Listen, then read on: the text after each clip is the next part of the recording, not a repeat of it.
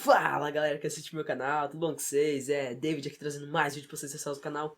E não, hoje não é um vídeo de jogo, não é um vídeo entrando na Deep Web e não é um vídeo de comédia. Hoje a gente está entrando com uma nova categoria aqui no canal, que é os vídeos de informação. Hoje a gente vem aqui com o principal intuito de informar as pessoas. Ou seja, eu vou falar alguns casos que marcaram a história. Hoje não vai ser um vídeo de jogos, mas sim sobre o maior acidente nuclear da história. Estou falando do acidente de Chernobyl. Então, se você está pronto, sendo na sua cadeira, pega seu lanche, dá like, assista inteiro para depois compartilhar, para você não perder tempo, porque eu sei que demora pra cacete pra compartilhar no Facebook. Então assista primeiro tudo, aí você compartilha. Fechou? Então, sem atrasos e bora pro vídeo!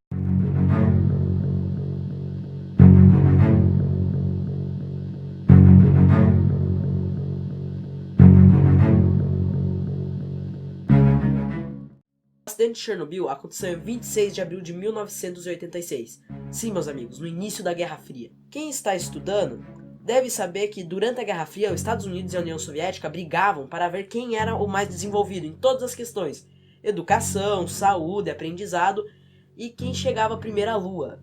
Por exemplo, esse povo que está do 7º pro 9º ano já deve ter estudado sobre a Guerra Fria e sabe que o que eu estou falando está certo. Bom, entre esses aspectos de evolução, que eles tinham que ter um controle total para ver quem era mais desenvolvido, estava a energia. Mas o que energia nuclear entra nisso? Simples, meu amigo. Voltamos para o final de 1945, sim, o final da Segunda Guerra Mundial. Estados Unidos e Japão ainda tinham uma treta fudida. O fato que desencadeou os Estados Unidos entrar na Segunda Guerra foi o ataque do Pearl Harbor, que o Japão fez, e ninguém estava preparado para esse ataque dos Estados Unidos. Então os Estados Unidos ficou puto da cara com o motivo e entrou na Segunda Guerra Mundial de cabeça. Assim, os Estados Unidos, com os estudos na radiação e nas bombas nucleares, acabou criando duas bombas nucleares, que vocês devem conhecer muito bem. Uma caiu em Hiroshima e outra em Nagasaki, assim acabando a guerra e levando a vitória para os Estados Unidos.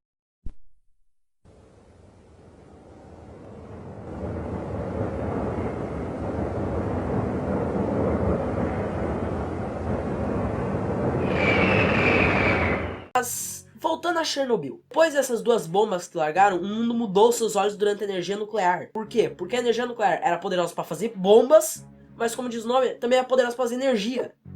Ou seja, começaram a ser instaladas várias usinas nucleares em todos os lugares, tanto na União Soviética como nos Estados Unidos.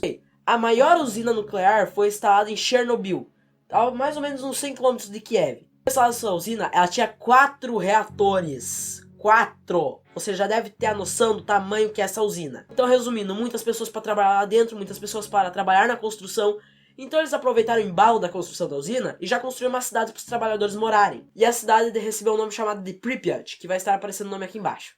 Mas antes de começar, como é que funciona uma usina nuclear? Eu já falei como eles tiveram a ideia de montar usinas nucleares, de energia nuclear, para criar energia nuclear. E agora tem que explicar como é que funciona para fazer a energia nuclear. Bom, então vai subir uma imagem aí e eu vou explicar na base do meu computador, mas a imagem vai ter para vocês. Então bora com essa porra. Deixa eu dar um zoom.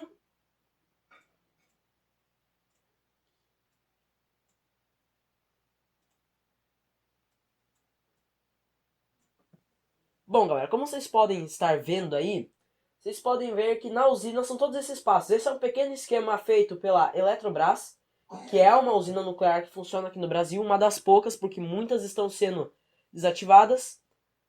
Eletrobras é a que montou, tá, gente? A usina é de Angra, da Angra, que agora que eu olhei ali embaixo, me desculpem. Bom, primeiramente, o que é um reator nuclear?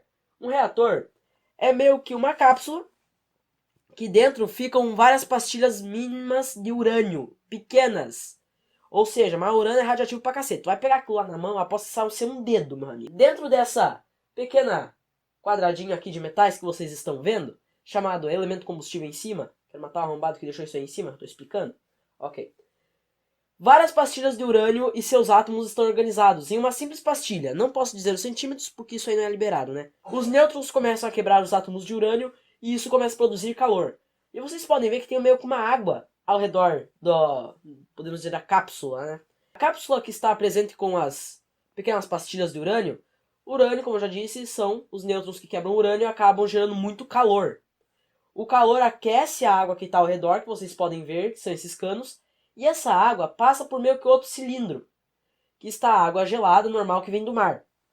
Ou seja, essa água começa a evaporar e o vapor sobe.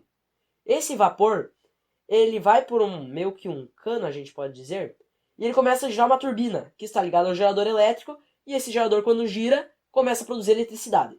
Praticamente, resumindo, é assim que funciona uma usina nuclear. Caralho, você tá travando uma porra, mano. Tá bom, mas vamos voltar para quando aconteceu o desastre. Uma coisa que precisamos saber, meus amigos, o desastre foi uma falha humana, não foi uma falha da usina. Ou seja, eles queriam fazer alguns testes, todos os outros reatores, eram 4 reatores como eu disse. 1, 2, 3, 4, não sei por que fiz isso porque eu sou retardado. Ok, eles queriam fazer um teste no reator 4, porque eles já tinham feito nos outros 3. Ou seja, era para ver se o reator 4 funcionava durante um apagão. Como é que se fazia pra fazer esse teste? Me explica, David. Galera, vocês têm que me acompanhar, que às vezes até eu posso me perder, que é um processo meio complexo, vocês têm que ter algum conhecimento sobre isso. Ok, primeira coisa que você tem que ver, um apagão. Você tem que automaticamente diminuir a energia da usina. O reator de Chernobyl tinha 3.200 megawatts. Era o máximo que ele chegava pelas hastes de controle. Que essas hastes de controle eu vou contar mais lá pra frente, quando eu for falar da explosão. Ok, as hastes de controle denominavam meio que uma barreira para que ele não passasse de 3.200 megawatts. Esse teste era para ser feito pela galera do dia, a galera que tinha conhecimento. Talvez se o teste fosse feito pela galera do dia, a explosão não teria acontecido. Ou seja, não teria desastre de Chernobyl e não teria esse vídeo lindo que eu tô fazendo pra vocês. Eu amo vocês. O teste era para ser feito pela galera do dia. Só que tem um porém. Se eles apagassem a usina, ia acabar a energia para toda a cidade. E eles não fizeram isso, então o teste foi sobreposto à noite. Mas o povo da noite não tinha a mínima noção de como isso funcionava. Eles não tinham sido informados de nem que ia ter um teste no reator 4. Ok, mas qual que é o problema? Eles mandaram um inspetor, e o inspetor que desencadeou todas as merdas que fizeram a usina explodir. Uma coisa que você tem que saber, durante o dia, pra fazer o teste na usina, a energia tem que ser diminuída pela metade, para depois diminuir mais um pouco, para ver como a usina funcionava durante um apagão, quase energia nenhuma. Ou seja, eles pegaram e diminuíram a energia de 3.200 para 1.600, ou seja, a metade. Só que o povo do turno do dia esqueceu de erguer a energia de novo. Eles esqueceram de erguer a energia de novo, pelo simples fato que eles pensavam que eram eles que iam fazer o teste no reator, e não os da noite. Uma coisa que você nunca pode fazer numa usina nuclear é você deixar ela muito tempo com a temperatura baixa. Existe um gás que é produzido, que é o gás xenon. Esse gás xenon, ele impede a quebra dos átomos de urânio, assim acumulando muito calor dentro do reator. O nome disso é chamado do envenenamento do núcleo do reator, que vai estar aparecendo o nome aí embaixo para quem quiser saber mais. Ok, a usina ficou de 1.600 megawatts até a noite, ou seja, muito gás xenon estava presente lá dentro. Ou seja, o calor dos infernos já devia estar lá dentro, você não podia nem chegar perto. Ok, e o que os caras fizeram? Os caras não tiveram um pingo de noção para dar uma olhada e ver que aquela porra estava em 1.600. Ou seja, o que eles pegaram? Eles foram lá e baixaram mais um pouco naquelas bolinhas que tem de controle. Ou seja, a energia caiu para, vamos dizer, uns 700. A energia caindo para 700 megawatts. Mas um problema, meu amigo. Para ele manter, os átomos de urânio ainda tem que serem quebrados. Mas como tinha muito gás xenônio, não tinha como quebrar, porque ele estava meio que trancando a passagem. Ok, acontecendo isso, a usina não conseguiu manter a energia a 700 megawatts. E caiu lá para uns 30, mano. A temperatura desceu pra cacete. E ali começaram a se produzir muito gás xenon.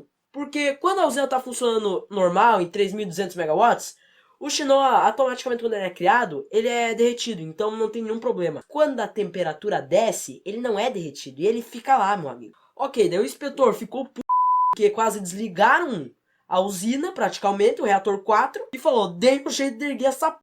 Só que aquilo lá não ia erguer de jeito nenhum, galera. Pelo simples fato que o xenon tava bloqueando tudo. Não deixava quebrar nenhum átomo de urânio. Ok, eles foram lá, tentaram, fizeram de tudo. Fizeram de tudo. Só que, galera, no núcleo do reator, onde tem as bacias de urânio, ao redor, existem umas hastes de controle.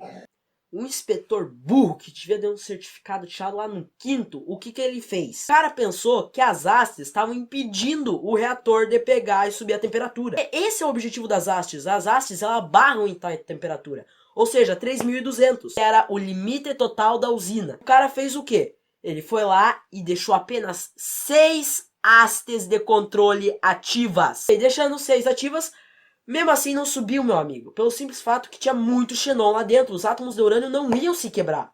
Só que aí que veio a merda, meu amigo. Com tanto gás xenon acumulado, o próprio xenon começou a quebrar os átomos de urânio, de tão calor que tava lá dentro. Ou seja, com tanto calor assim, começou a produzir energia. Produzindo energia, sem as hastes de controle, não tem como barrar a energia, meu amigo. Ou seja, a temperatura subiu 1.000, 2.000, 3.000, 4.000, 5.000, 6.000, 8.000. A usina de Chernobyl, que só aguentava 3.200 megawatts, bateu no termômetro 32.000 megawatts. E isso é que os caras viram. Porque aqueles termômetros, eles têm um limite para marcar, que era 32.000. Eles chutam muito fácil que bateu mais de 100.000 megawatts. Ou seja, um calor do cão, como os caras próprios dizem. O reator 4 virou uma bomba nuclear. O que os caras fizeram? Eles pensaram que a última salvação deles era apertar um botão que em toda usina nuclear tem, que é chamado de AZ5. Praticamente o que acontece? Eles apertaram e todas as hastes de controle entraram de volta. Assim, todos estavam na esperança que a temperatura de 32.000, praticamente que era o que estava marcando, descesse para 3.200 de volta, assim revertendo a merda que os caras fizeram. Ok, mas meu amigo, tem um porém, que na ponta das hastes de controle tem grafite. E grafite produz calor.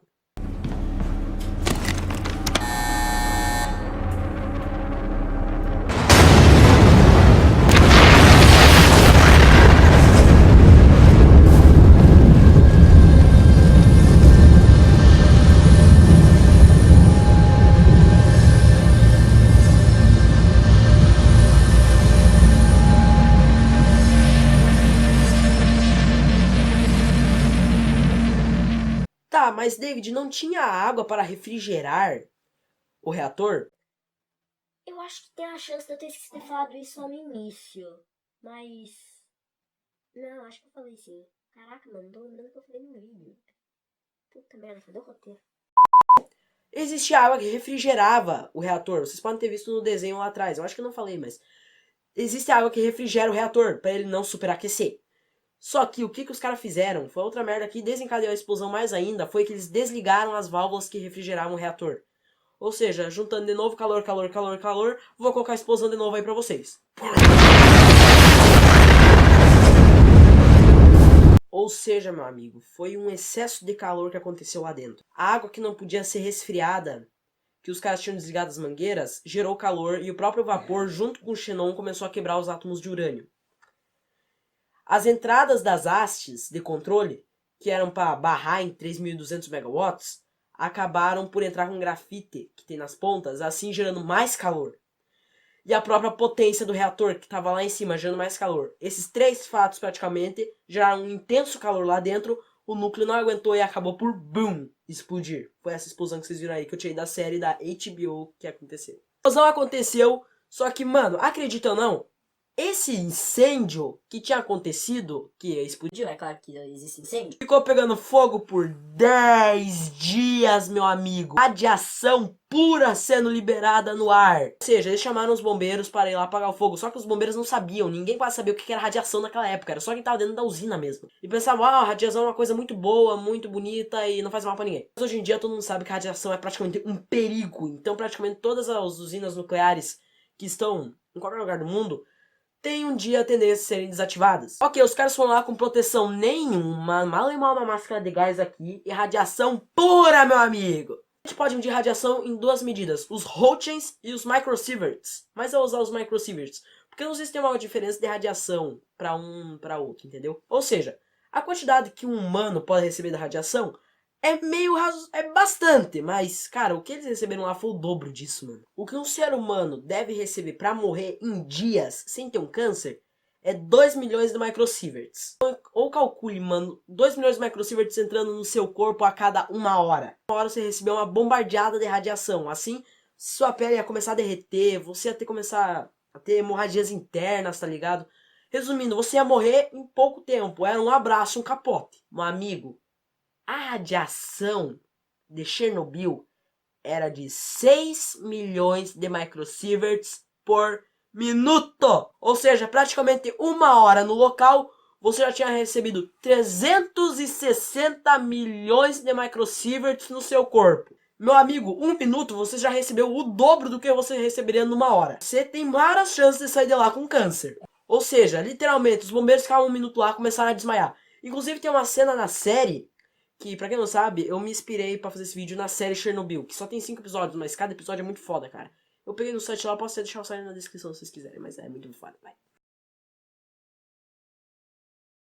Ou seja, a União Soviética tentou abafar o caso, não contando pra ninguém, e dizendo que a radiação de Chernobyl, também é citada na série, que era de 3,5 Roentgens, ou seja, praticamente um raio-x do tórax. Ou seja, demorou 10 dias para o fogo se apagar, e a maioria da radiação ficou ainda assim, ó, saindo pra cima toda feliz. Assim, acabando uma cidade inteira. Pripyat inteira foi evacuada, animais sacrificados e muitos itens foram deixados para trás. Sem contar vários mortos que morreram, tirando que mais de 100 mil pessoas morreram através do mundo por câncer. Nesse vídeo eu vou juntar um outro assunto que eu poderia ter feito em outro vídeo, que são os heróis de Chernobyl. Então eu acho que eu vou deixar esse aí para outro vídeo sobre os heróis de Chernobyl, porque poderia ter acontecido muito pior, meu amigo. Uma explosão que poderia ter acabado com a Europa inteira, contaminando toda a água, e praticamente muita gente ia morrer. Então esse foi o vídeo de hoje aí de Chernobyl. Eu dei umas travadas cabulosas, porque faz tempo que eu não gravo. Mano, o próximo vídeo é garantido que vai ser um vídeo de eu entrando na Deep Web, nos Red Rooms, meu amigo. Sim, nos quartos vermelhos. Eu vou entrar e vou mostrar tudo lá pra dentro. Eu já fiz um teste, eu tenho a coordenada. Então, mano, é só se divertir, só filé. Deixa o like nesse vídeo, que um vídeo desses, contando essas coisas, mano, dá um trabalho do cacete pra fazer. Bom, vocês estão no meu coração, é nóis, Mega Tag, e falou, fui, tchau!